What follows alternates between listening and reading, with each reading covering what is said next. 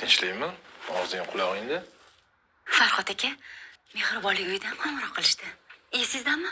Bir paytlar navbatga yozilgan edik. Bizga bola beradigan bo'lishibdi. O'g'il bola ekan yana. Nima? Yana boshladingmi? Nima, yana ko'chadan bola olib kelmoqchimisan?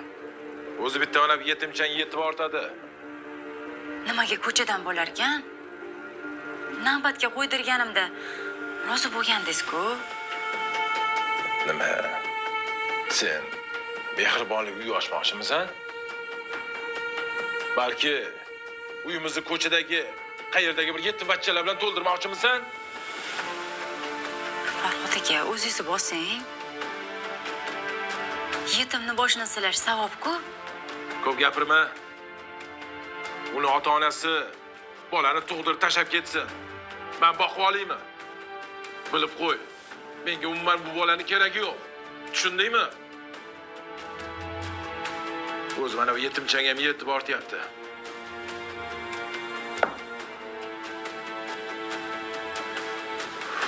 Umuman sen bilan gaplashib bo'lmaydigan bo'libdi.